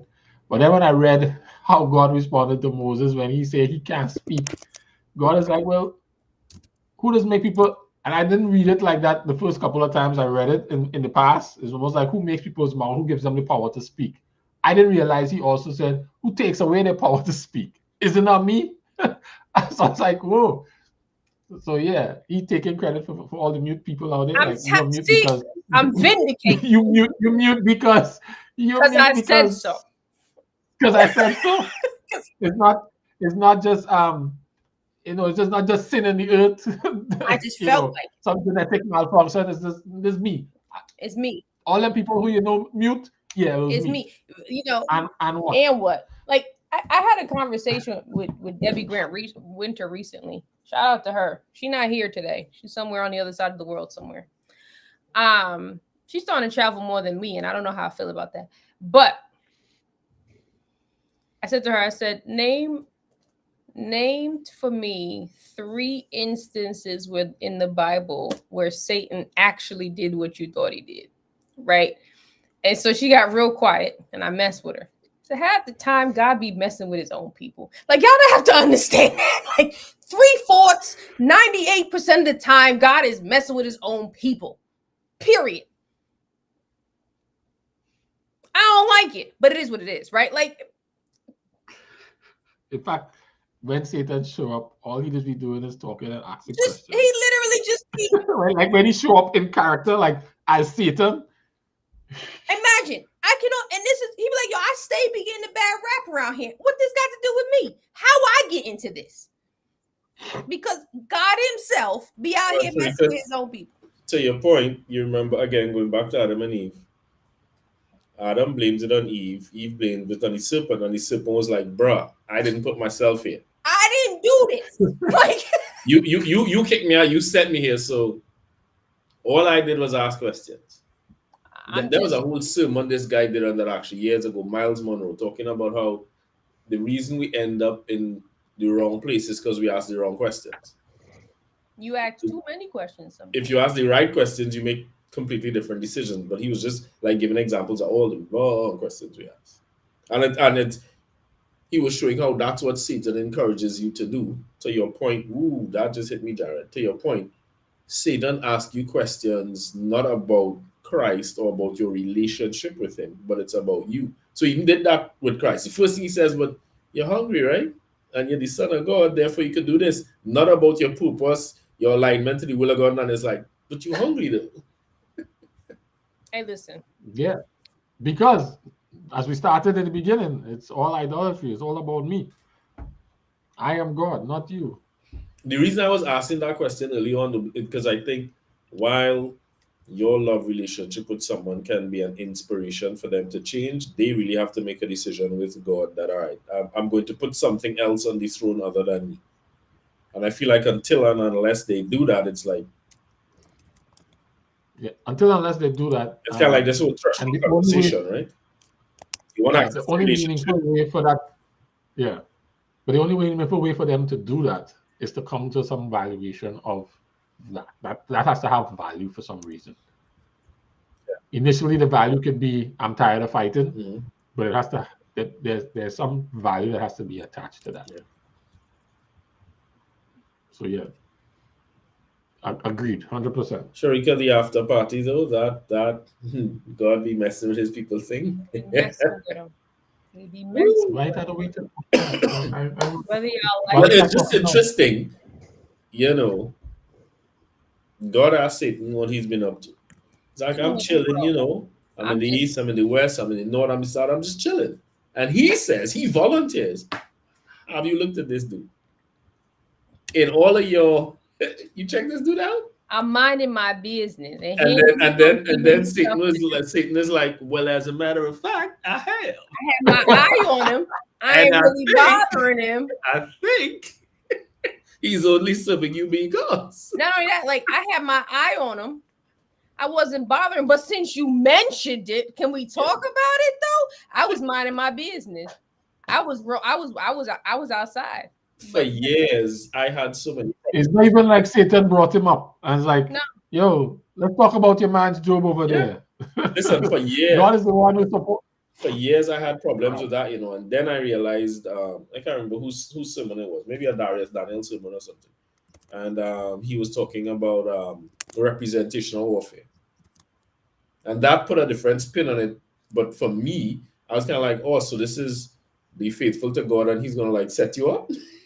He like put you in place. He'd be like, this guy, So, yeah, For failure. Or one of the things I learned coming out of is the book of James is that idea of temptation and trial is the word that's there is about proving fidelity. yep, And so that appears to proving fidelity, that all that is relational, yep, right? Because if I really care about you and I'm faithful to you, not to what you can do for me, that will be seen in my actions, and you can test that. You can test that with temptations and trials. yep. I have one question that's going to take us off. I just remembered it. If we're finished here. One last thought, just to close this thing. So if I can test it, then I can evaluate who's really about. If I'm God, I can then evaluate who's really for me because they care about me and who's not. And those people who for me, if they get introduced to Jesus and understand what it is I'm offering to them and they value that, they will live accordingly. And if they don't, Correct. I think I have done enough to 6,000 years of human history to demonstrate that I am really for you, that I'm not taking any wilderness to kill you. In fact, according to Revelation, the wilderness was a place of safety that the woman escaped to. Right? I love you so much to take it to a safe place, the wilderness. I have no malintent except for us to be in relationship, for you to be my people and for me to be your God. The context for this relationship, and I want to have that experience. I want to walk that out with you. I want us, whatever life throws at you, I want you to journey with me in that. And anything that I'm doing for you, and I had it pointed out in Exodus, and I guess we can unpack it another time. But all that he was doing, the hardening of Pharaoh's heart and all of that, was to reveal himself so that they could be in relationship. Was to facilitate the relationship. So the blessings that God has given, the rescuing you from a situation, yeah, I do want you not to have to be in that situation, but I was doing it so you can be in relationship. I'm doing it because we are in relationship. And when I'm not doing, the relationship is guiding all. I think if we understand that's where he's coming from, it just changes the way we see what it is he's doing and how we relate to it. Sorry, I saw something. He can do that, period. Safe from great danger, yet you cannot even comprehend. Yes, I guess we was talking about the wilderness and the safety of the wilderness, the safe place of the wilderness in Revelation. Yeah. All right, yeah, that's me. I'm done there. Sharika, we could pivot there now as we go. I had a weird question, and maybe it was too early in the morning and I read it. But did Stephen die or was he taken? What's the difference? Wow. What do you mean? What do you mean? Did Rockstone kill him? Or Yes, they killed him. He died. no, I He didn't died. read it. That's what bothered me because I felt like Yeah, my version gave me something that said, let's go back to that. Acts chapter. And again, My Bible has at the beginning of verse 54. hold on, what chapter was it? 8? Yeah, chapter 7. Hold on, let me go. You see right here? Did you highlight it in death? No, it says right here. No. Hold on. Let me tell you why I thought this. Stephen killed. No. So the reason why I thought that is when he said, a lot of times they said they began to stone him, And he said, Lord, receive my spirit. He fell on his knees, cried out. The Lord did not hold a sin against him, and he just fell asleep. So this is usually died kind of pulls up on us. The asleep thing and receive my spirit just took it, it threw me off. Yeah, my Bible has when he said this, he died. Yeah, I don't have that. I have he fell asleep, which is why I'm saying. Let's go to Acts 7 verse. What verse is that? 60. Oh, Amplified says he fell asleep. So y'all in be death. bugging. Yeah, the word there, G2837 is asleep komayo. It means to sleep, to slumber, figuratively to decease, to cause to sleep, to put to sleep, to still, to calm, to quiet, to fall asleep, to sleep, and see to die. Right. So that's my point. Like, did Christ just or God or let's call it the Godhead for now, put him to sleep, or was it the stoning that put him to sleep? And I meant that in the most respectful way ever. So let's go to another place that it was used. Let's go to 1 Corinthians. We ain't get there, but I'm just telling you where my mindset was, so I'm not losing it. But no, just the word dynamic. 1 Corinthians 15:6. Okay. First Corinthians. Because it 15. uses the exact same word and it's translated the exact same way. So it's more a case of also what do they mean First here? Corinthians what? 15:6. 15. All right.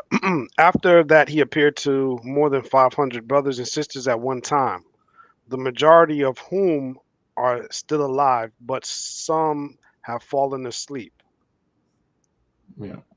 So the contrast is they're alive versus being asleep. Got you. Batman says he accompanied to his death. I guess that's what his Bible says. Lorraine says sleep is death. Lazarus fell asleep. Sleep is not death. I go to sleep every day. And if it is, then we need to be like the Jews and be washing our hands in the morning because you experience death. That's exactly what Jesus' disciples said when they said, well, if he's asleep, shouldn't we just go over there and wake him up? Why are we making a big deal? And he's like, let me say it plainly to you. Lazarus is dead. Right? And I'm glad for your sake that he died. Because you're on some folly here. I was trying to make it, be less, rest in peace, sleep thing, and y'all just, oh my God. Hey, yo, Batman, chill.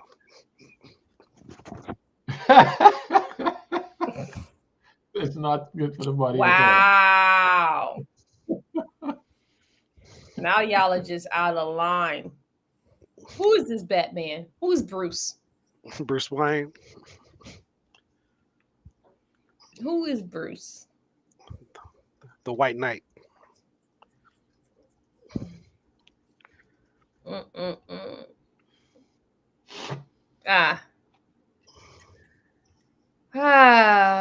Bruce lives to see another day. Let's see if we go to another one, another verse. 1 Thessalonians 4:13. 1 Thessalonians 4:13. All right. Brute Twain. It says, now we do not want you to be uninformed believers about those who are asleep, so that you will not grieve as the others who have no hope. Yeah. So go ahead, keep reading. All right. Hope. 14. For if we believe that Jesus died and rose again, even so God will bring with him those who have fallen asleep in Jesus. Right. So yeah. So they were using that sleep idea to represent death pretty consistently, and using the same Greek word to reference it. So, but clearly he was talking about death here. It was just the combination of receive my spirit and the sleep that threw me off.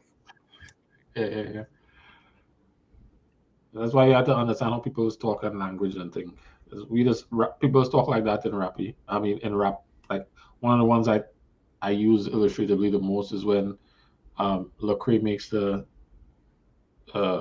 comment about 45 on the jersey of your soul. Like, what does he mean by that? I think I get the whole line. 45 on the jersey of your soul, like when Jordan's jersey came back at 45. Exactly. Souls jersey. Now, if we were to read that in the future, be like, souls have jerseys and they have numbers in them. And so it's important to be able to understand what's being said to then make sense. I'm not sure if I'm proud of that. Like, that means I must really know a lot of lyrics for me to come to that conclusion so quickly. Oh well, such is life. Yeah, and that's the kind of things we have to yeah. The name of the song is Fear by Lecrae. I honestly grow insecure as I get older because even when you're hot, there comes a day when you get colder. Comes a day when you get slower. Time is taking its soul. 45 on the back of the jersey upon your soul. I'm scared of letting go. I don't know what the future holds. My nightmares are having nightmares. I'm quite scared of what's right and fair. Who said I'm having nightmares in daytime? Daymares? Oh, that was Nas. Sorry. Go ahead. That reminded me. Carry on. Yeah. How I fear an eternity. How will I hear well done when he's turning me? You know, so he's just counting on his fears and he's being afraid of getting old, and he pulled the Michael Jordan reference, you know. So yeah, we have to do the same kind of thing when interpreting the scripture, or else we could, you know, end up wondering if souls have jerseys, so to speak. The souls have jerseys. And numbers. The significance of your number when the man was just making a reference to you know, getting old. He was talking about afraid of getting old. And so that's the message. So it's important to try and read what's the intent of the communication. All right, we at 9:51. I don't think we have anybody else have anything that they want to just share right quick. I do. So remember the last time we were talking about God's clouding messages? And I was reading the end of Luke, and the two people who are supposed to be followers of Christ walked with him for how many miles and didn't realize it was Jesus walking with them. The Bible says it because it was hidden from them. And then it wasn't until they prayed that their eyes were open. And then, you know, they talked about Jesus opening their minds to the scriptures, and Jesus even tell them, I'm telling you this now, but you won't understand it till later. It feels like, you know, God is pretty intent on giving you the information that he think you need and what matters. Our focus just tends to be elsewhere, and their focus was elsewhere because Jesus was telling them something, and they were like, "Is this when you're gonna free us from Romans?" And he's like, "Nah." Where was I had it? It was Luke 24. Luke 24. I'm gonna just read that one right quick, and then we can close out. But their focus was elsewhere. Like they wasn't even listening to what the man was saying. Oh, so in walking back to Emmaus, the disciples were going a 7-mile walk, right? That's verse 13, 24, verse 13. All right. Verse 16 says, God kept them from recognizing him. So a lot of times that whole clarity thing is oftentimes God keeping you in Here the we dark, go right? again. Go ahead. So just like he seems to be doing that. So they go on and describe to Jesus what's going on and whatnot. And then they say, verse 21, but we had hoped he was the one who was going to set Israel free. So like their emphasis wasn't on what was being said, because if you go even earlier in the chapter, the angels had to say, why are you looking for the living among the dead? Verse 5. Jesus is not here, he's risen. Remember how he told you he would rise? It was while he was still with you in Galilee. Like here we have him telling them these important things, but they skip it over to, we thought he was the one who's going to set us free. That's what they've been taught. So yes, he's be, clouding stuff, but he's also be very clear on the things that he needs you to know, the things he needs us to pay attention to, and we just be thinking, be putting our attention on other things, and then trying to retroactively make sense of what he is saying through the lens of that thing that is capturing our attention.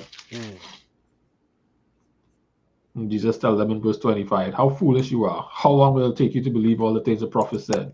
And then he went and break it down through the word. And like, you all had all this information.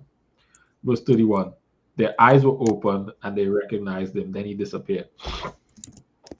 Verse 45, then he opened their eyes so that they could understand the scriptures. So yes, it almost like God came and answered the questions I was asking from the last episode. That he communicates what's needed and what matters. It's just oftentimes our focus is elsewhere, so we miss it. So my prayer becomes, help me to pay attention to what you did say, and then just trust that you give me all that I need in the moment. Yeah. So I just wanted to close that loop there from the last time. All right, 5 minutes to 10. Let's do takeaways. Jerry, not with you. I know you said thank you for my takeaway at the beginning, but I think we've talked a number of things. No, but that's still my takeaway. That relational valuation. Yeah, do I value the relationship? I guess essentially to choose it above my own desires, right? And I like how you kind of encapsulated it with the in order to access the relationship, this is the threshold. You can choose to meet that threshold, or you can choose to not access the relationship. But that's your choice. It's not. Yeah. I would say, do I value the relation enough to be faithful to it? Ooh. Yeah. Rather than just making it about my desires over yours, it's like, no, am I faithful to the relationship? What is faithful to the relationship? It's regarding what you regard as, and then it means what's important to me as it is to you. And I'm doing it consistently, right? It's not just a one-off. So yeah. Bishop? Faith, even with the wrong motive, is still faith. Absolutely. That's why it's important to faith in God. No, faith in God, even with the wrong motivation or motive, is still faith. Okay. Wrestle me that one. No, I mean, I really spent some time valuing the children of Israel, right? Like, they had faith in him. Whether their motive was correct or not, they expected to be taken care of, and and when told to do things to be taken care of, they did it. By faith in him, you mean faith in his ability? Yeah. Okay. I can receive that. Cool. Courtney? And I'm just going to keep on chewing on what you mentioned just a while ago about that whole transactional relationship with God, and putting value on the relationship, and even amongst relations with each other, making that the important thing, the relationship, maintaining that versus the needs, the expectations of yourself, whoever it is, the giver, to be more like the way the Father is, the way that Christ is with his bride, man, to try to, I guess, reflect that as best you can. Cool.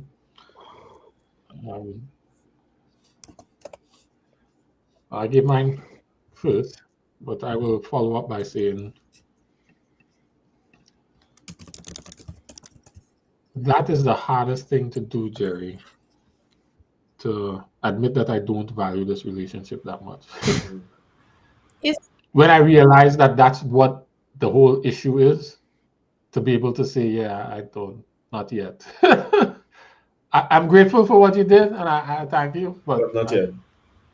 Not yet. I don't. Maybe That's a I struggle might be just to me. bad mind because I don't find it to be that difficult at all. I tell you this all the time. But then again, Yeah. I might be a little special. If we're being honest with ourselves here, we A definitely little. say that. Yeah, just a little off. Just a little off. Maybe that little bit's gonna make me make it. All you really need is a little bit, you know. So Not a lot, baby girl. just a little. Yeah. Yeah. Finish your thought, please. No, it's not hard. I run into it every single time that I have an issue. And we talk about this in the after show all the time. I have expectations. I have high expectations of God. And every time I don't get what I want, I do be contemplating what am I going to do next, right? Like, and so I understand that this is a value proposition. I admit it all the time. My newest line for 2024 is, I'm not as mature as you think I am to make the decision that you expect me to make. Oh, that's powerful, Sharika. That's powerful. That's accountability for you. Yeah, that's self-awareness. I know who I am. I'm not there yet. Holla at me in a couple of hours, maybe a couple of days, couple months, couple of years, but I'm aware. How valuable is it? Is it even valuable to know what the destination is at the very least? Yes, it is. I think my personality is set up that way. I'm the type of person who wants to know, and you can tell me the story later. Like, I don't necessarily need to know the story.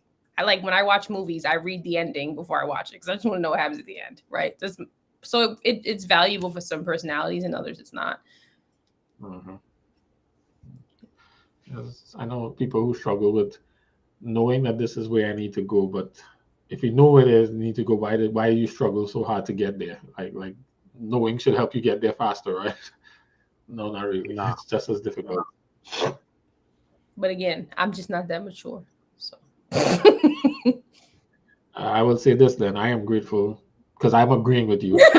Co-signing what you're saying. I am grateful for grace as I mature.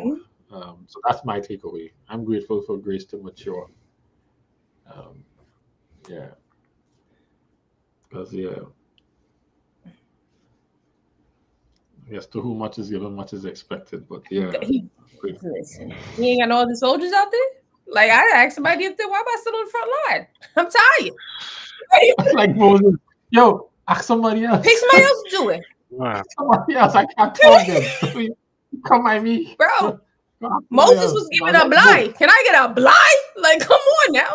Like, it's all good. I am acknowledging and giving thanks for my blind.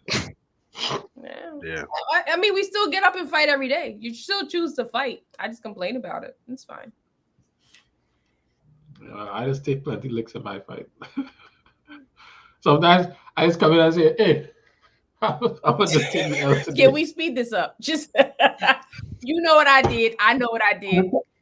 We'll try next week for the next fight. But today I'm gonna just lay down and call it a You know, we both know why we're here. So let's speed this up. We both know why we're here. Mm-mm. So grace, I'm grateful for that. All right, Shrika, I promise I wouldn't make you pray again this time. So Look at God. unless you're volunteering, anybody want to pray tonight? Close us out. And that make Courtney read, so I guess that makes you, Jerry. I can't ask Shrika. It's all right. Courtney already read. I'll go. You get the short stick. Yeah. I'll do it again next time. It ain't as short as Hosea's. It's all good. I tell you that much, it ain't. Yeah. Ooh, all right, let's pray. Father God, we are thankful for another really impactful session. We pray the lessons we learn, we would put into practice, that it would benefit not just us in our relationship with you, but all of those that we might be in a position to influence. Continue to protect us, preserve us, and persevere with us, is my prayer in Jesus' name. Amen. Amen. Thank you, Jerry. You've joined the list of prayers now. Oh, wow. Set myself up. Set up. No, but I appreciate you guys. I appreciate the conversation. I appreciate the insight and the wrestle. And for those who are in the chat, Batman, Lorraine, and even those who are just silently watching, I appreciate you guys as well. And we are on every first and third Friday, as you know. So that means we're on again on the 16th of February, Friday the 16th of February. So we're looking forward to having you there. Please read along with us so that you kind of know what we're talking about, one. And two, if you have any of your own thoughts, questions, things that were inspirational, things that were enlightening, things that you were modeling over, wrestling with, things that you just want to ask or discuss, feel free to drop them in the chat when we're on next time. If you've been reading along, and we'll gladly take them and include them in our conversations. All right. Looking forward to having Z and maybe even Kenrick, if he's able to join us in February. But if not, we'll keep on keeping on. Until the next time, guys, drink up. See you on the 16th, God willing. Peace.